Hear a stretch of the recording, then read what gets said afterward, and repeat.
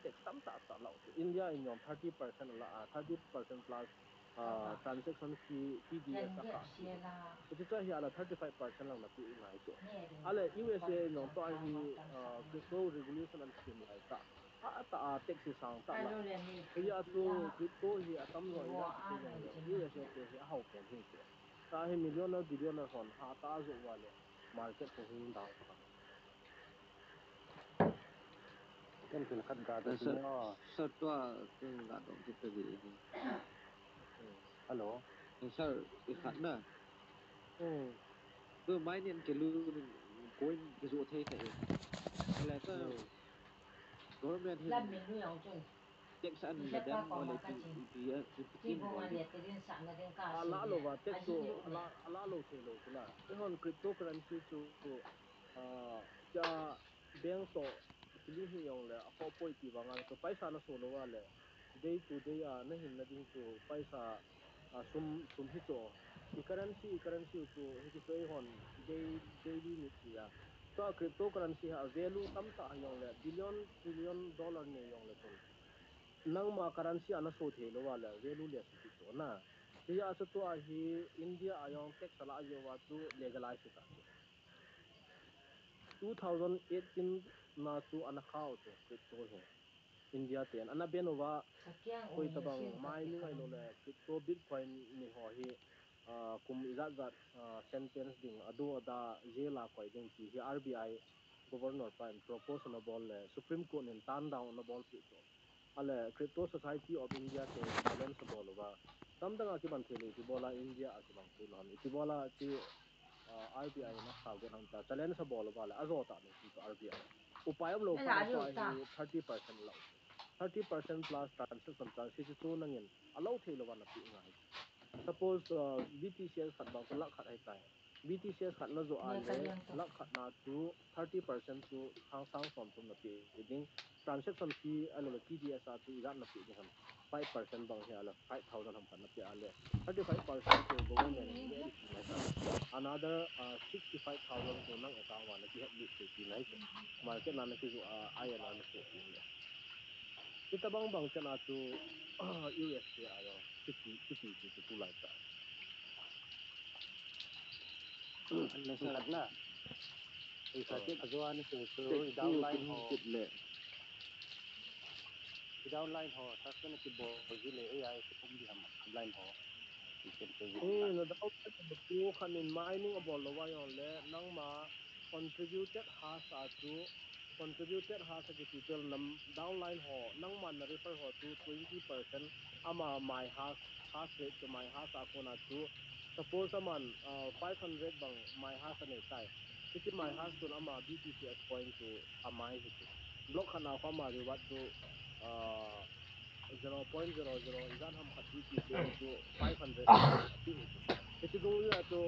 700 has nei pa chun 500 has nei pa sanga to ama carefully invest ngai to iti to nang ma no ya 500 direct and refer pa to ama my has to 500 hi ale iti 520% to nang koma contributed has to hu umde suspend a ting le iti 20% to contributed has to hu talo di nai to ya chu suspend a lo chu nang dinga ha phat na pha iti contributed has to nang ma my has to an ki thopi kin an ki thopi kin na mining do chu coin khat na mine do na chu coin ni le tum chang na mine do lo di nai to suspend a lo ko wa hi suspend a ting le bang chun na coin mine do chu appoint na ki khe di nai to azwa le khat sir na cái tu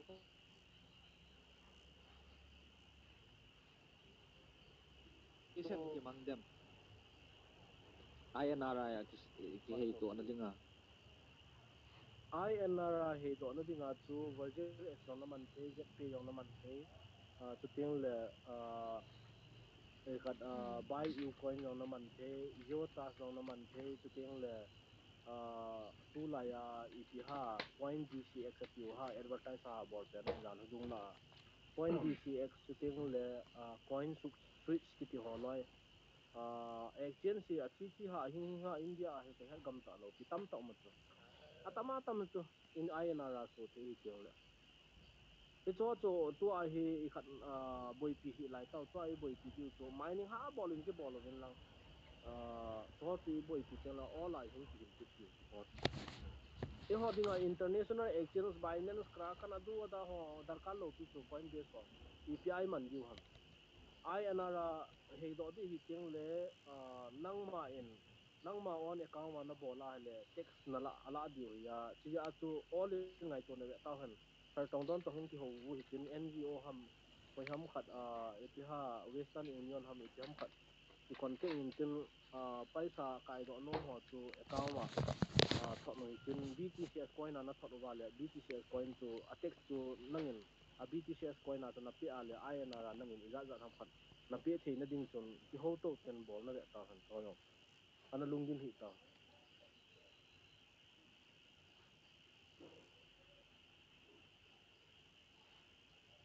BTCS tiap kun ka ta san na khal pe ni sei ke ti lang dang dang wang ke pon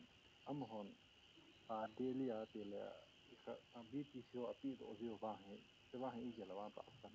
mo kha ina ta ka ke ton asin ka ade non ti min ge ba give away a pe ko hoi la ya ko na hun kon ham epi ale satoshi in bitcoin mining na bola to ama wallet na mining na bola to block genesis ti pen 1A1 na ki pan pen azo na dis na ki tai pen ko hi chu block genesis ko hi cha ko 1 million coin umai to BTC hi 1 million coin pa chu hi chi ya chu to ai hon sum si ki yong sian lo tun cryptocurrency dang ho ku coin khat siam di go le in terms of million billion dollar na siam di software fee na pe ding software expert ho blockchain expert ho na wei ding chu ting le market na coin market na hum na dinga fee na pe ki ding chu ting le community na hol na dinga to rivat na pe ki ding hi ya to liquidity pool ki pe ko chu he liquidity pool te ho dinga hung dar ka lo na chu to 1 million bitcoin in BTC as a supportable hi ate hon sumsi ki yong ki siang talo e hon sumsi ki sian mala la hi 1 million coin to access hi ya chu amman na di talo to mo dinga ipia man ta di chu transaction bol nge nge le CBI hon lo mat ti ta ko chu ko amman na di talo aje to man wallet tam tan ne ya ama wallet bitcoin hin siam do khat ki ti chu ma to ngol lo ya man khat ta ne lo wa chu patlinga pe do lo hel di chu ala ain ko te yong main sa aman no mai na tu ting le wallet izan ham khana amai na echi amin wallet pa ku to a kununga hi aman to a hi pre plan na bola kunung ting le cryptocurrency tam ta hom ding hin index hi siam na ding in tu ko hem ya mai ko aje chu index zo na siam lo to ma kon tu kununga hi index ya hung hung po do pa to ya tu to a hi coin kon ai ho liquidity pool an khat na hi ya izat ke se yong le ho BTC asi dollar khat le ni dot na hung ki pan bit ki lo ki aje to 1 million bitcoin to dollar from dollar $10,000 in sa dong la kon hả billion trillion la vậy là mình ở chỗ ấy bố hichi hun e mình ho được to cho về thì mình nè rivat publicly rivat pa ko hichi wallet na ko na ko hichi tam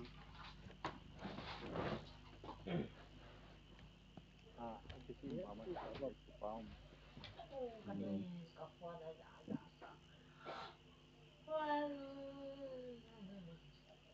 alle adang se nom ma taking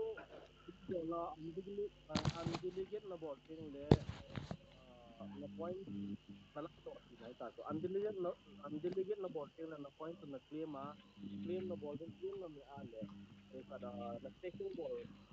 through the TCS pa to na vale na metama sa hung le lu ti ta to delegate na ball kit ting le taking na ball kit ting hai to taking to another tama delegate ati na coin to take na ball nom ga to delegate na ball kit pai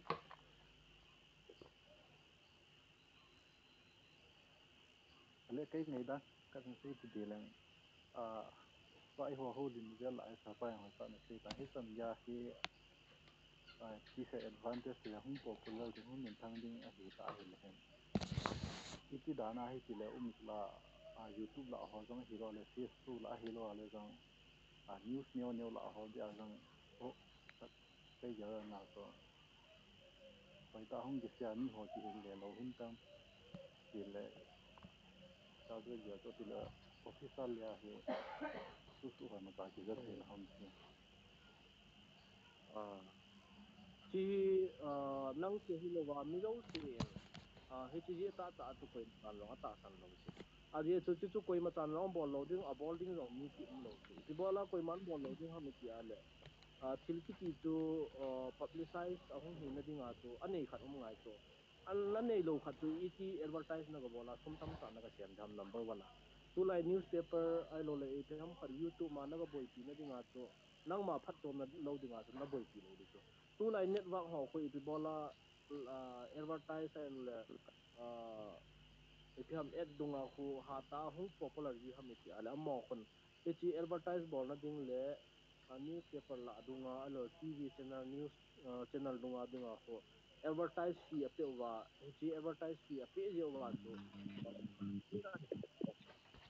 ale ichi ya cha mo hon atil bolu khat hung popular chu to amo hin public nga publicize go bolding ai lo le til go bolding ti chu amo ho identity hung ki ta chu amo identity ki funding ya cha amo hon publicize bol nom lo ko hiong le bol nom tan chun bol han bol nom lo chun bol da ti chu ta chu to nangin he di publicize no bol no ma le nang ma on riksita ari chu cryptocurrency hi koi ma government in rong aphal lo hi banga chu government khan no a khat ti lo ti ya chu cryptocurrency ki mo mo he publicize ki bol thelo a hi banga newspaper a home popular thing public in accept an bola aman home thing le newspaper a amahon writer khat ham ai lo le koi ham economy so ham khan en amahon hin di ta ta a thu tu home ta to ayong youtube channel lunga youtuber ho khat le min abol pan ta chu chi btc ase abol pana am ho downline hol na dinga akibol ki chu chiong ho ari chu ho abol lo wa le am ho dinga aphat chom nom lo to aphat chom lo be a chu nangin he chi btcs phat chom na he youtube ma siki na mun lo dinga chu ipi bola na ka seida he chu number 1 chu abana chu nangin jong to ai na youtube channel na ki hon phe btcs ha ta na sub phonga subscriber na hawa le subscriber ho na convince wale na downline na ki sema le nang dinga phatom tula na contributed ha song kalding ta apona ton na btcs mining chung hung chal ding e chu nang dinga na phatom na lo dinga chu koi mata ki salel ding e phatom na lo dinga koi mata ki salel chi a chu koi man tv a helo la newspaper do koi matan advertise bol ngai le giờ là đi hệ sinh cái nào to nó phải có cái số không thể tiền đi đàn này đó Kalau tu kadang nak begini. Satu si hasrat asal kebal ke hilangnya. Allah supaya kita upline ho ti ke diam sa ke upline ho he e khat Bangladesh ho le kilom din ke het lo cho ka zoi nai Bangladesh đi rồi network hi lo ya hi na number 1 na head de to btcs ki hi network hi lo to network hi lo ya to upline downline ki he lo sorry upline ki he lo downline wang to le mining factory a ko nangin na refer ho bo to na ki he ding nangin na join na pa tu link na hin thot pa tu chi pa tu ya na join na pa chi pa to chon na ki ho wa phone number na ne ya le ama to na ki hil sa de a khu ti lo wa le na upline pa to ne head lo wa le whatsapp dunga na ha active ding youtube ma tuan sir nang thun le kin course ka bot ting len na do the chan na ki do ding a che mi le mi hi koi down na hi ong la chu ho lo pi chu ka het chan chu kin long kan se ti ding no no het chan chu ki hil to ding upline downline ho chu chu chom hi ka le mi society ai ha che a che gal ya chu to pha ye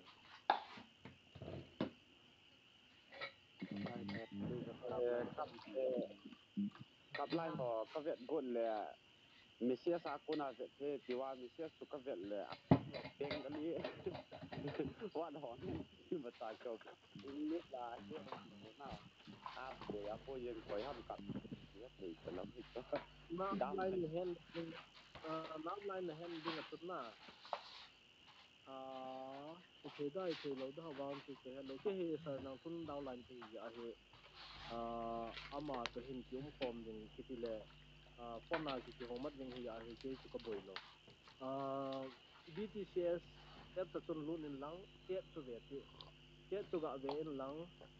na chat chu nga chu announcement mining process ipiha ama hin hita downline ti si hen na dinga he sar nang thun hin patar ta ka ma he evat rong pi the cho ma hin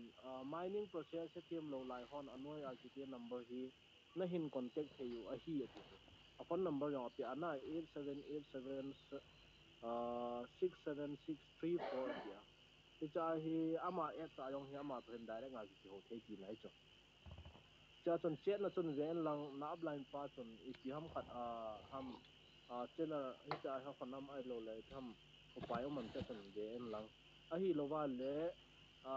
sign up na bol na chu ipi tam ti chu ga agialin lang ga nong gialin lang Bangladesh hi ho la ana za wa le amo channel rang so na za kha mai thing ko ai cha nong kho le cha hello sir kan kha ka do nom cho kan do thai chết rồi e kha ke hi moria ko mi ya kaplan pa hi le lam ko ho ya na ke hoi ka lung bu na ka no hi testnet pa hi ipiti ni ta free a ten has ipiti ho chu ho ipiti kala do de ham aban level le na khoi pi koi dam chu ka het lo so langa lam kai ho ka do la koi man la he lo na koi man kan zon ka bor hi tin hình sai e chỉ chu thế tham cả ka ni nó cứ sẽ tụt tụt ngay rất là hình sai chỉ nó khác đấy na za the ya thế cả hello thế so cả I test na iti ken pau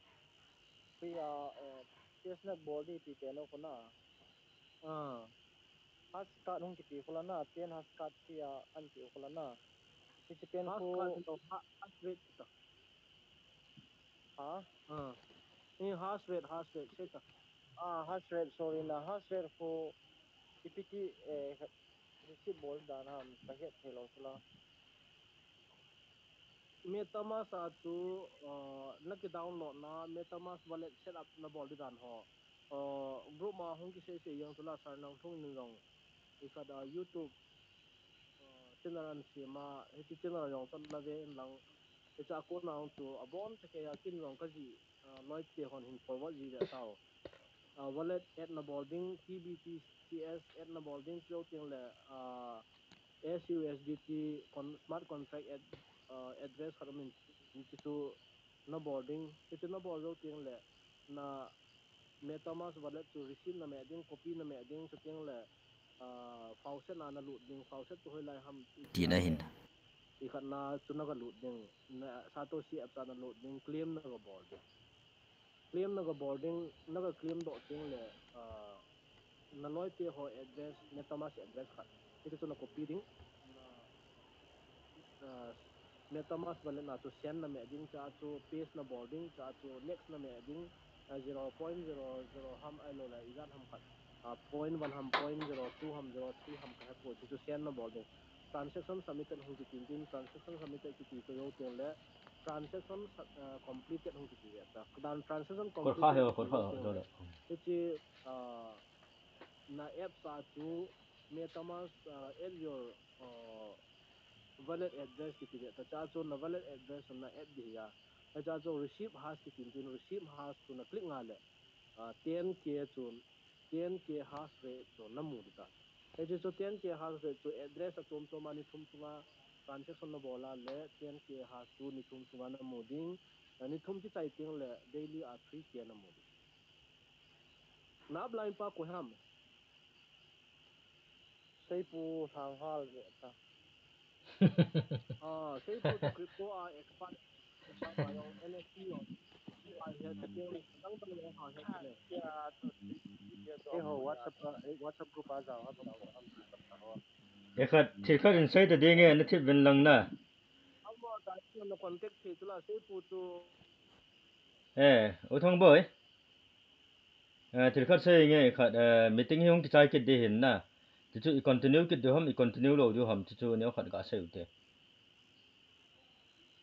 ấy chú gam balaya hong tan đi na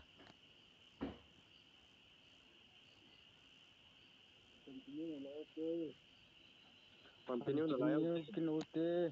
continue đi hi le ấy chú hong tan đi hình tin na chỉ chú hong mo tan sang chun say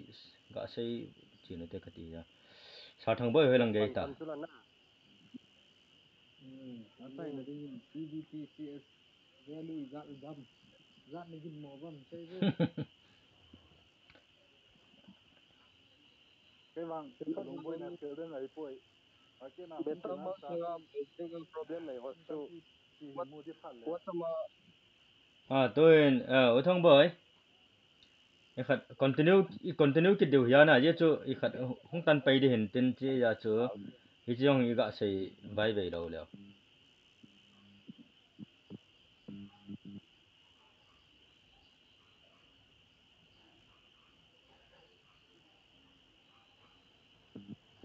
sa thang boy ngao chứ trong phật mà hình khó lâu chưa ấy chứ cho cái ha se balta na ai vanga chu atha chu kitam hiya to hi cái ham discussion tabang hiya na mining process ho chu ai le chun nhiều khat private dewa na mi khat to na ki ho ngai di hiya mining process ho chu kai WhatsApp group ma ka number in update ning cái ting hi cha chu cái tôi không biết thầu thế ông to mi khani nang na admin ho khani nang hoi ta basic ki hele de khat whatsapp group ka sim de ti ama ho to ama hoi ta na tu cho nên bác sĩ long xin nên 90 BTC ho ta bong mining ka ki bol dot te ami so nei ta chu cái vàng cái lùng khăm này nếu rồi thì lệ em khát tiền nói cái nào không chỉ là xin ông lấy bài tăng chỉ không chịu một lệ xin nên nhiều hay là mai cho chu sei lo di chu cho chu ma cha lo ki chu ở thong bơiอีกขัดจ่ออีกขัดตัวเห็นนะที่ท้าปัดกิโลเตตีอยากจะเยอะจ่ออันนี้เวนดี้ตายนะตัวเห็นอาทุ่มไปในที่เดียวเจ้าอยากจะหงออนไลน์กินก็ตีอ่ะเจ้าจะหงตันกิดเอยากชนะเจ้าอยากจะลังอาจะนั่งก็หัวปีเลยนั่งยินอันมุดบอลจีเนี่ยหลอนพิธีทำเท่าเราโน้ที่จะตลอดนะเห็นแล้วหงอไปจังอาเขาคิดตาตัว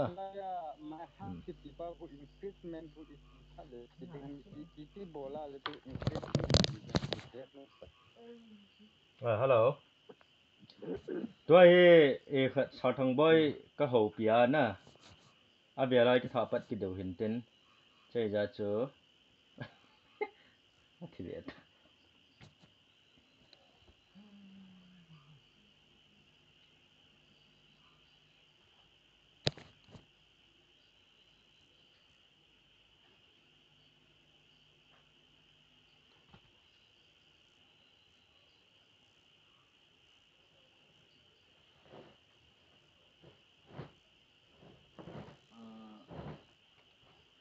มาหอนก็มาดิ้งอันขัดกูเนี่ยมีอย่างนี้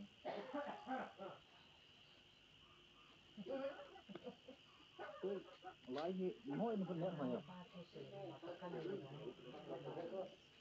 ห้อยแน่นหน่อยเลยห้อยมันก็เนี่ยเสียหอกายเนี่ยเสียหอกนี่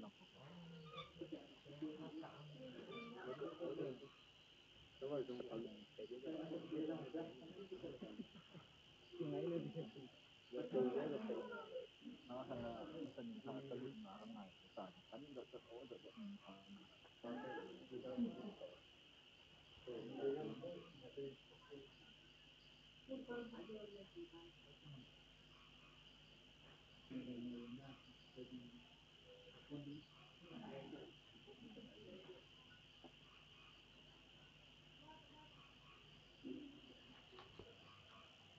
hello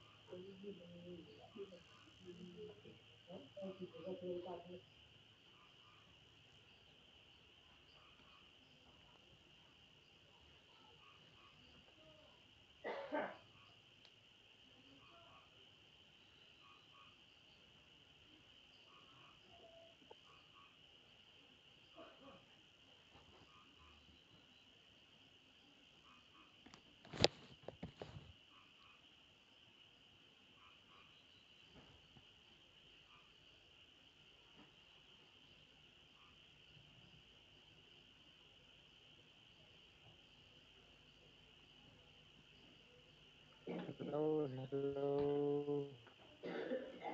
Hòm lại đi không là tua hi ai chi hele sal thang boy phat hung hi din tin ama chu na do nun mun na do ju cha chu cha ko na chu discussion ni chi diu aban le he de khat chu background noise ho chu nang man hoi ten mut chi bol pin ken vel vela kan bol lo de he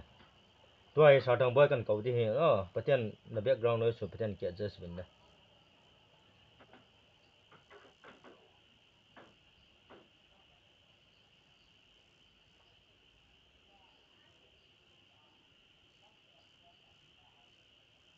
hello sal thang boy phát nang nong la continue ki day te to ai ne khat chat session la nga hoi pp da ham chu ap hele na ado dung ja chi ne khat chiu te na ban ban ni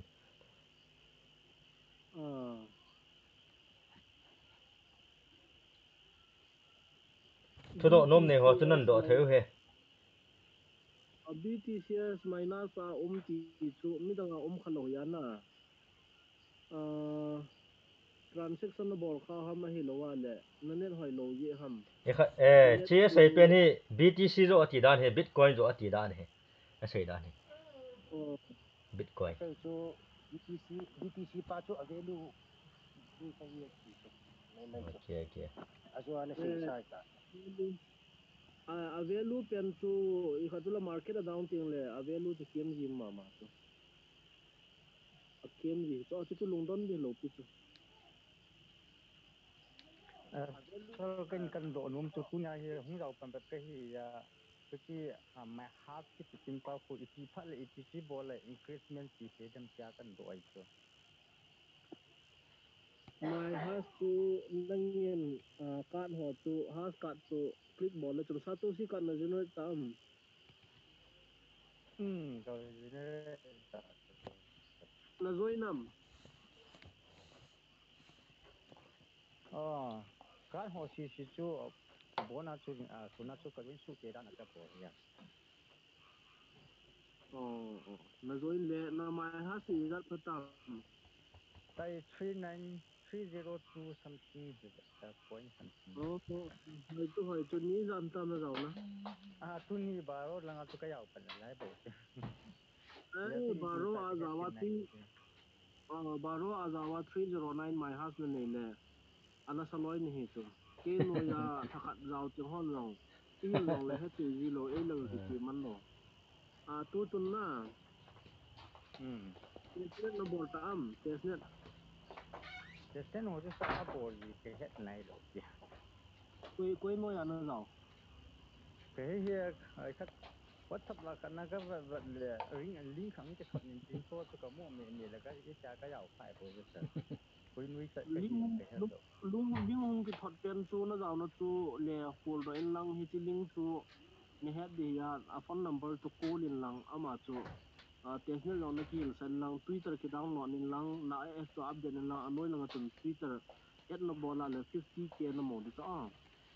ai khát cho sao cho link ya in share pin pa cho na lối bộ khát mà rằng hi chi at ta mà to ham hin bol in cái in share thì kit nin tin mà rằng hi tu chân ge ra để cho cái bol này rồi ki khát na ta thằng boy cái bol rồi ki đó ta thằng boy ama ho new ho tu na so number ru kila in lang group et ta WhatsApp group cho anok nok dot te ina built in hello WhatsApp group ma azao ya zoom hu za lo WhatsApp group ma chun WhatsApp group ma chun za ba le admin khat pen chu kolin lang na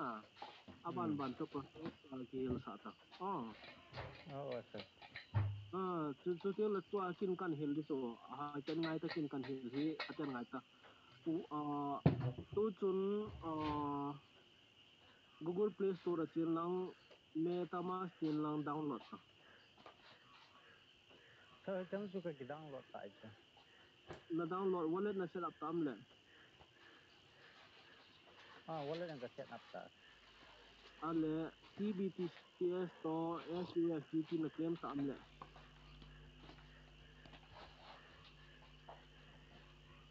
hello cái ni chu MetaMask mak sai hi lo sir MetaMask chu na claim hitam ka ti MetaMask na address chu na copy ding a claim na ding faucet khat na Satoshi app chu na te ding Satoshi sir app na chu TBTCS about le SUSDT am chu na ne hita na 1 TBTCS na ne tam le ka nei nei lo chu na ne nai lo na ne nai lo le khat na Satoshi app chu tum ga hong ta Satoshi ta kam boy ka ts na himang thayam ka ts ko han tai sir tung langa our official Twitter account online ti kisano mo ka mo sir kisu click ta click ta sir na click le tun torsu lang neo ta tanga torsu le chun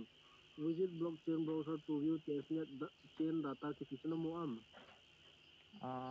với blockchain browser hina sir ka mo to view na mu ta chuna first hil na ding test to meeting from mai faucet the faucet mu tuna cha to faucet ki tu na click ding cha tu na browse ding na meta chrome na browse ding na MetaMask wallet na naga checking receipt na me ding copy na me ding ichi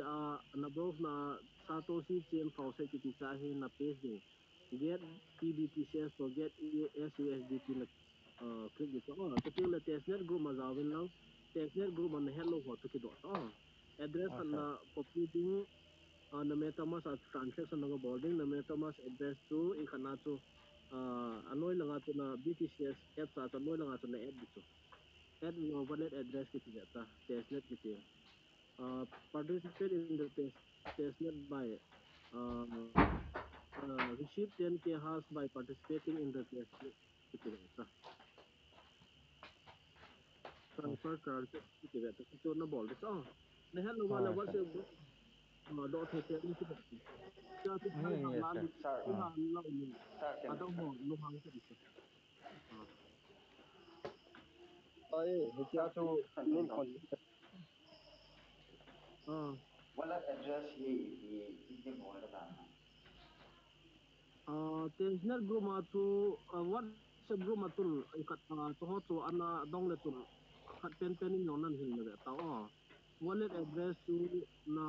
MetaMask wallet chu hi yung wallet address WhatsApp group ma sai number kan upload kaya hitia chu contact ti WhatsApp group ma sar nang thung kon tu ga se te hoi lai group pen ham thana mangai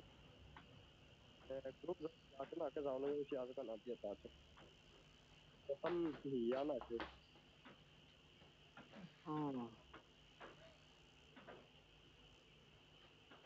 WhatsApp group ma tu zaw hiya a he thiam pen khat chu ana dong yin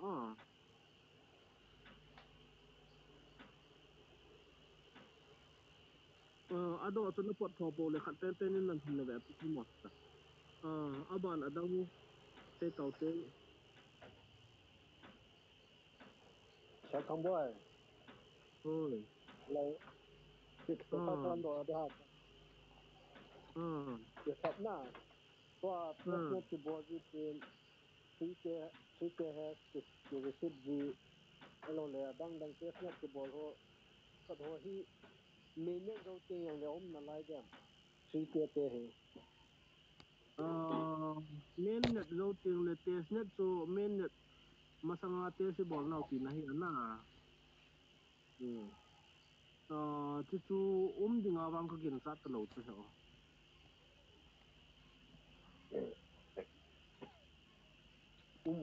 na la le wa pale ya na December 23 ke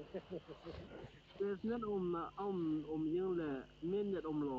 ta lo di la testnet na yeng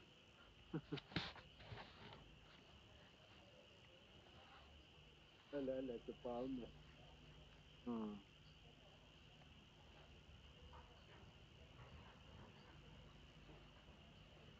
ai le adang se lo ke hi to pun he lo hen jing le khat pen te nen kan ku lo wani ai ta an hin lo a he tiam khat pen ko ma pen ko ma chen lang na ai tai ne tu zen in kil sa to zoom meeting a he to ti ki le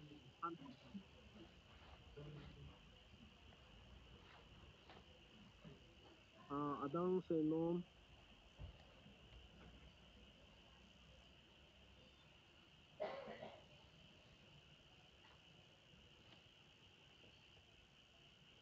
lo hitam testnet ga khat le ka ti dan ikhat na si atung langa calculation nui za has gain ku ka ikhat amasa kan ne chu 29 lang hia to 28 a decrease chu ti pa chu ipiram epo has gain pa chu has gain nb pa has gain hoi la ya ya calculation nui ta has gain chi na nga ki hoi lo mi lo si a so yang siana mi lo si a so so oh na nga atu ma mi se lo beta si to ak clean la ding in nang ki holo ado ho hin sei pe nge total supply khu mi lo si a ya hash rate ki ti khu 1.75 tu a ho mai chu ho mi lo si a cho circulation lo ho mi lo si a ya hash gain lo ho mi lo si a blockhead lo mi lo si a next block ki ti lo mi lo si a now ma atu align ni channa my has contributed my miners BTCS asset ki to hina nga ta to atung align ni khomi lo si a ki bang de na nga ki holo ki a yong 0.002 a chu has giang so e chu nang okay has lo azwa ka dot na chu ikat suspended ho ya na nan pe zo ta to chu suspended ho zo lo register a ball un app ku ka download ta lo na ki kanu ya tam ta cho chu ho na hi na kho nom lo to chu i ki lo ta ding am hon bor rom ta lo to upai ta lo downline bor ho rom zo lo ho ya na ikat downline ho na ki hello whatsapp group a link ko di na ni na no join you to join abona ki hello ya na a number ki lo ji lo a phai ne ka ki pa ya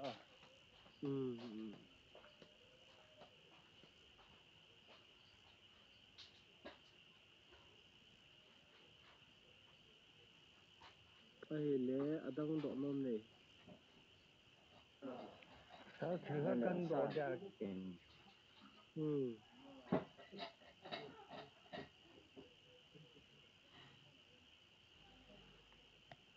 lo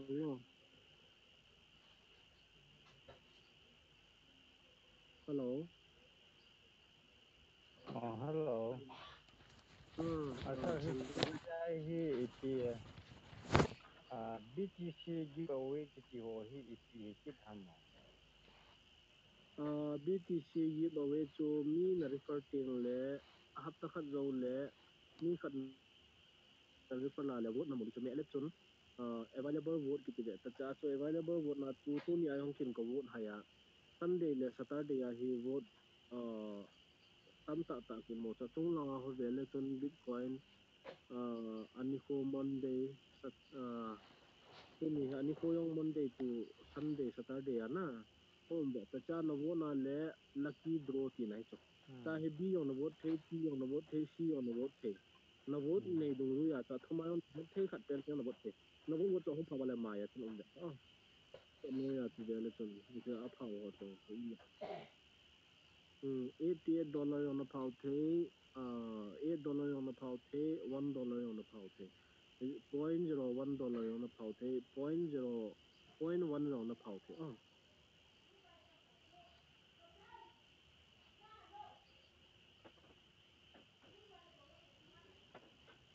Lesser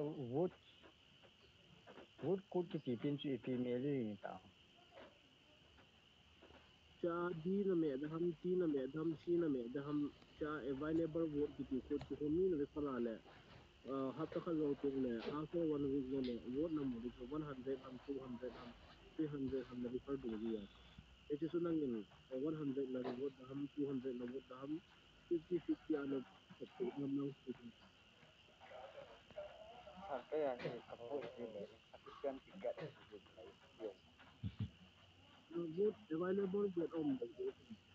available vote le zakat bang ne le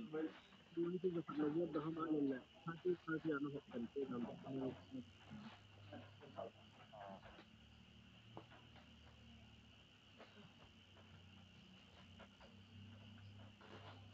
ko ya ha background sa ha gen ne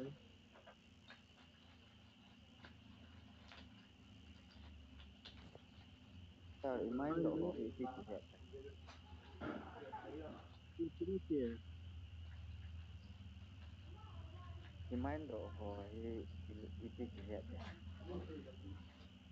main do ho to ne he do na dinga to ne at sa chon lunin lang BTCS kiti my has no ya kon BTCS kiti khat ki ji ta e ji no ya to na receive ho cha kon thol to e kon main do 38985370 point 0 kumbal na main do Tung boy, oi tung boy. Ikat oi masa ana Ram not tha na cho ho iti dan ham. Chenge relationship satoship anai da han chenge iti dan ham. Not tha ong skim de ho no ya ong de ho. ki hello chu ho ko amon atha an ko ya na chu kin long ko kha nai lo long ko bu kha nai lo ya itu ho ama hon filtera manding tim ham ai lo le tu to stake ball na thi ham nga try le tu stake ball do le tu to ai ki mang the ki na hi stake ball do lo le chu ki mang the lo le ki lai ki na hi Ki bol do ong ki bol do the ha ana. Ki bol khat not spider not khat not da ho ki bol do the tham ho ki bol do the lo cho. Ki bol the dam ki ti ga sai ki bol ana.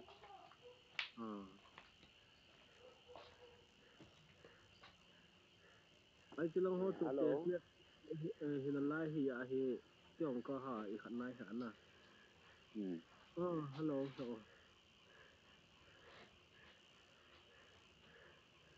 hello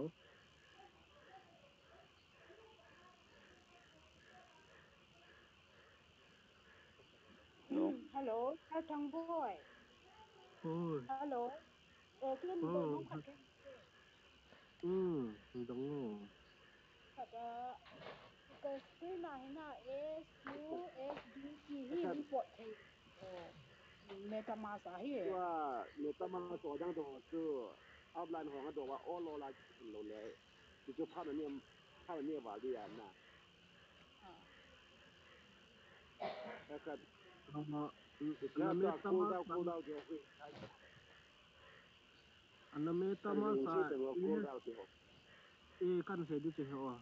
MetaMask SUSDT ang do point na ti chu import token so na me ding address sa me ta he address na pe sa import na bol ting na bo do di cho ho Only. Got try ni on eh. Okay. so address so na ni lo ba le khat ga form ga ki chun ta Only. ขัดก็มาtoken address ตัวมันแบบ0 into 0x03 hamin ki pan ve to okay ayong de ga try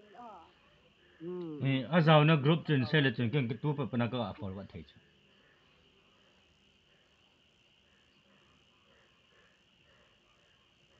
hello ipinati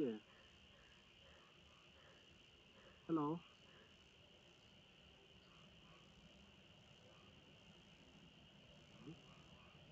helloถึงขั้นเห็นแดงที่นี่ a call down ipinati he cool down pin chu pi dan ham chu ne hil pin ka ti dan call down hi am ho Twitter account hi na hello Twitter account hi ama ho hi Twitter ko na update an bor ji hi na Satoshi core team kita ha chalo tla kya kanet nen hoi yi han za thiam ho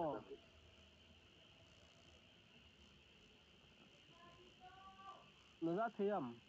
hello call down kiti chu Satoshi blockchain hin boy pi ho in update an bor now channel khat chu Twitter account wa tu Twitter za thia hello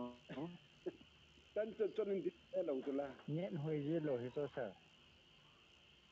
cái nhận hỏi nên hỏi lo na tan cho tan đi cái cái lo kia lo hi hỏi be hin cái cái lo tan cho gì à cái hết dòng thôi lo nó ra thì vào lẽ tuổi tin cái call down thì cho khát call thì tiền lệ til khát ahin ngày tu ho asung lai guilty na ya call thì English pawa na down thì cho hele decentralized autonomous organization na ya heti Satoshi Epsin boy pi amugil ho ti di dan cho heti ahin boy pi tu ho ahi mo ho to ti na ti di dan he cho call down amining cho na call down chứ chứ call down kiti amo ho en Twitter account hada man ya heti ko ahin boy pi mo ho chun information ape wa mi an update sau ham ahi lo la mo ho chun an bol ham ti chu ki het lo yong le information cha chi in chu ta te information in ke yo developer ho app developer ti di ham ai lo le heti project developer ti di ham hi cho ko ki di da anh đàn chưa anh mẹ abol hot tạ tí đi đàn chưa vậy cái hay rõ chặt lâu nè abol hot tạ the officer decentralized organized developing the Satoshi Plus ecosystem we are building Web3 infrastructure and promoting public chains on Bitcoin otherwise POW is a Bitcoin for is a proof of work here Bitcoin here it's a kona he amahon Satoshi Plus consensus ecosystem hi amaho hin anbol tin it's a cool down kiti ho to hi meeting ni bolai ta wa jong hi update khat pham khat an bol dan tu khat na nên sẽ làm sao ya ta anh mình là cái hay lâu nè phải cái bao này thì có hình đồng trên nhiều có bên này cả bên đây sẽ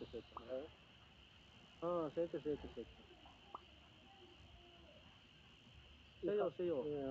qua Satoshi na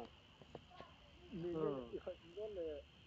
nên không chỉ là tiếng lệ nên không chỉ là tiếng lệ wale yang hum ke dia na wale yang an ti ke do ya itu ku fan ki sial hanang fan tha ki la hanang atha kan ki sial hanang hile ati yang lu thai na de to wale to Satoshi fan tha ibola hi modam na password to na login na man na ID ti to Gmail na hon ya na na hon tiang le ti chi na hon na to na password ho to na ki do de Satoshi app ta to tiang le MetaMask na secret phrase e chi na ki do le adang boy gi lo ikat MetaMask na fon tha MetaMask na fon wallet seta MetaMask wallet kami kana bola to na kana download na kana te hichi wallet hichi fon se sia ki hong thai de ti tabang kat kana mu kha te wa tabang te hi in da kon ga ke ya na ta ga fon se tu nang fon se sai bola chong pe do fon ro si a chong pe la fon tu mang rong le fon tha na to ting le a secret phrase tu na ki ji do ale secret phrase tu in fon na bol kin le ama sa no hon na ta chun tha khat ta tu si app jong tu a password to na Gmail tu na ki ji do po le no hon na Gmail to tun na password tu na ki ji do ding hi chu diary an na ki ji do di hi ta meeting sia ka se yang yung meeting sia tu ko i bola ka ting ha mi sia le chi hi khonung le na phone a sia na yong le na Satoshi app chu na phone to chun che tha de ta chu se di ta na MetaMask jong chu na phone a sia na le a sia ta non the do di ta chi ya chu na MetaMask secret phrase ku na ki ji do te di o hi ka ti lo na ti chu secret phrase na ki ji do ale aboi na jum lo cha hi beta screen share an bol he wallet ko cha setting a na che ding setting a he ko na chu the security and privacy hin na click ding security and privacy hin na click ding so na click nga la cha hi recovery secret recovery fast backup ki te cha hi reveal secret recovery fast hin na click ding cha hi na password sim pen na click nga le a click na di home ba ta cha hi na click nga le na koi ding password tu na koya na ga click nga hele na secret phrase hung leng do to de tai na secret phrase ho chu chilai hi press na boarding reveal secret security secret recovery phrase pe ne press na boarding to cha hi cha bi na na secret phrase ho chu te ka khat banga chu ipiha hung ki ti ta vote shop ni ka bol ta to to ta ki san pi ho ta bang diary chi ya chu ta na ki ki do boy lo boy na dium lo ding iam tia naman sa fon tha na download ting le create wallet ai lo le import to ki ti beta import import ki ti beta import your secret phrase ki ti beta import na me ding na secret phrase ho to na me lu ting le ama sa na wallet ta bang bang tu ki ti ta Kavay natama sa kana boy sa ye action na wala ya to decentralized wallet no he aman je chep lo wa hele izat hong long la chun ne set ho to mang mang yeng li chu ya chu to hi phone ho he save lo ya phone ho he mang yong chi mam sa the ya he diary apoi mo na chi chui chu diary a phat sa na ki koi ding a hi thia le thing khong a ta bi na kam khum ding min asu lo the na lo ding a na ji na cha en rong an mo pai mang lo ding mun khana phat sa na ki koi tu ngai chi hi ho ding a set he ta to in e bu cha hu di ta ti a chu secret phrase ki ti ha poi mo dan he ama sa zoom meeting ang chu ka se yang chu la bitcoin ana siam lai wa video anaka pa in bitcoin siam pa in advertise bol na dinga ala kap ta hi chi cameraman pa chun bitcoin siam pa in bitcoin 7,000 something hama pe ai chu a wallet address a secret phrase ho chu a password ho ana man sa ta ki ji do chu a keyword ho ana man sa ta ya chu asum chu a 2019-20 la a chu e chu crack a ball go na le crack zo ta lo koi ma chan i khat the ta lo a het ta lo ya chu a paisa chu 200 million plus lang chu mo sha om yang ta tiang khat chaw mang the ta lo chi ya chu tu nia MetaMask wallet tabanga main net tiang le wallet khat adang khat in pe wa yong la hi chi velet so apaya poi mo de ta metamask jong hi in man den mai mai the metamask si man den wa le to tes ne na yong bolo ya i ho dinga phana pha ta iyam ta metamask in man lo wa le velet dang an pe wa le hi chi velet pen su ep velet ham ti lo trust velet jong mai the ep yong mai the hi chi velet iman pen tu patata ki koi diu secret fast to patata koi pu diu hi chi secret fast ki man sa chun na mai ni ngo koi na mai ni do do se to man lo so di ki ne koi ma tan na pe the lo ding koi ma tan rong na hol do pe the lo di ki ne ta it is so very very important cryptocurrency ding an 근데 사실 지금 어떻게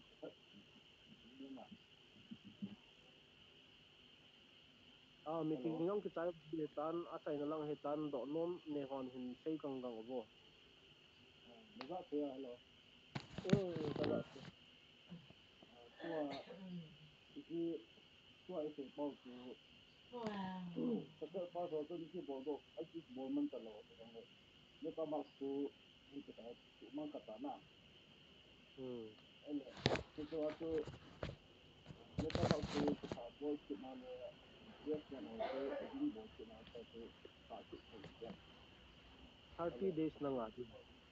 days net na bol thak wala 30 days na nga di ya to 30 days ki to thakat na nga so nga to min bol bol ding na ki bol do di ta si ya to man sa hi win phaten ki ji do win ka ti na ki ki atha na download the atha na bol kit the a hi wa nga to hi chi main net zo ting le wallet khat na man pen na to coin ho om di ta atha in download jong na to coin om lo le ya pang di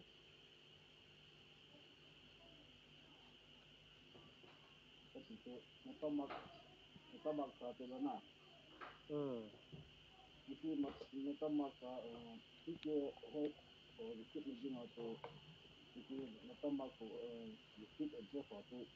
아니 커피 계속 벌레라도 이렇게 이렇게 얘기하나 아니 내가 막 봐도 이렇게 뭔가 안 하는 게 뭐지 안 하는 게 이렇게 타파 이렇게 해서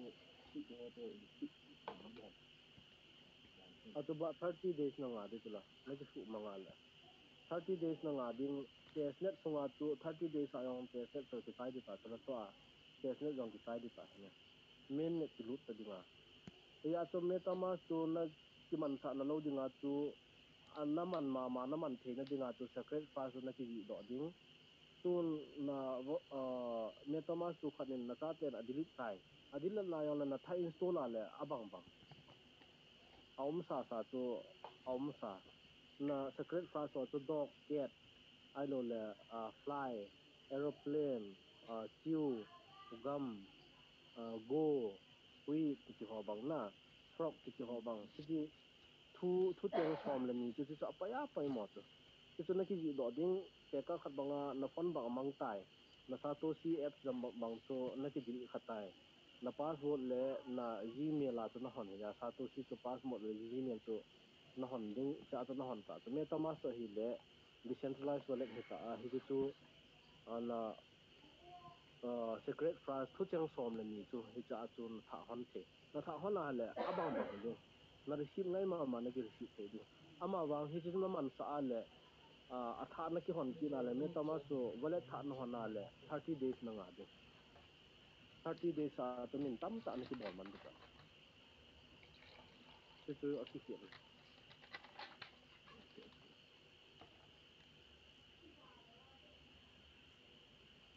ala dang ipi seinom ne wa cái chế riêng từ đó tôi hiện ở đây hung hung mộ tầm sang chuẩn nè ma tan sang chun a hi le meeting hi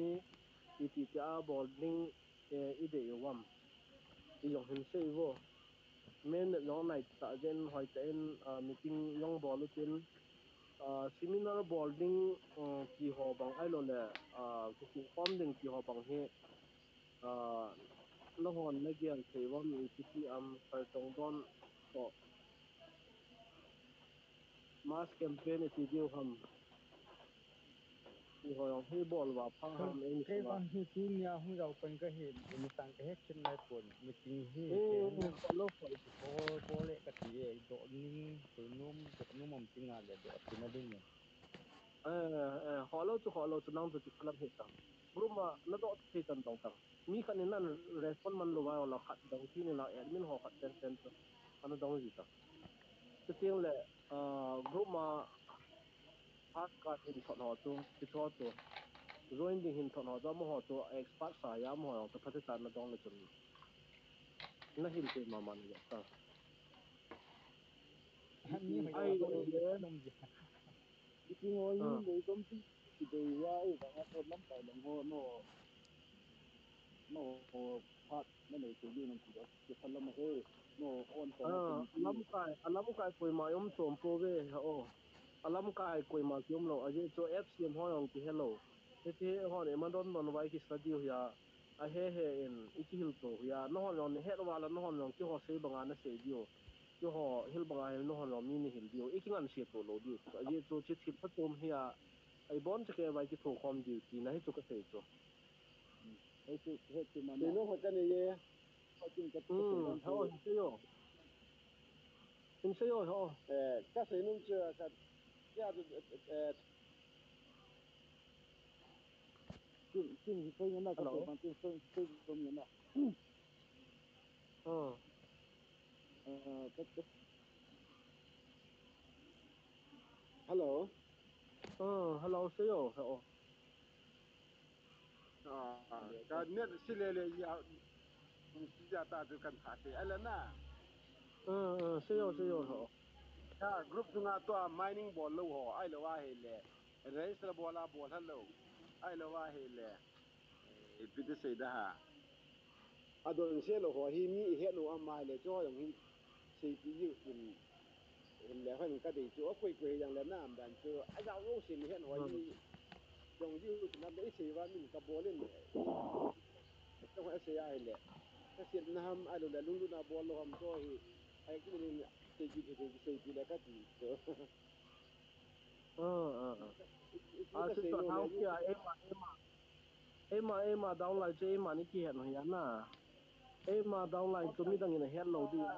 em mà mò bộ này ta chơi hot hot qua chỗ na hat cho am dan cho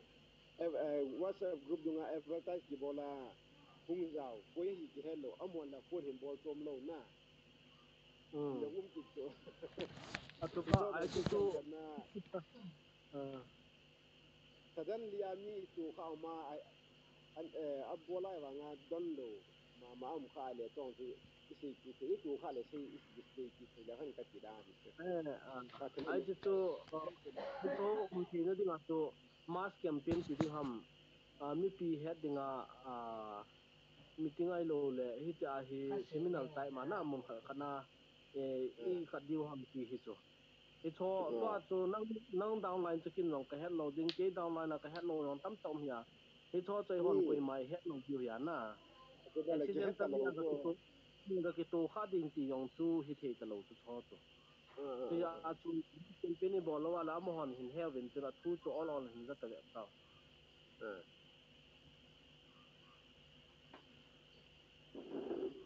ai ne a fa ye ale to seminar maring ki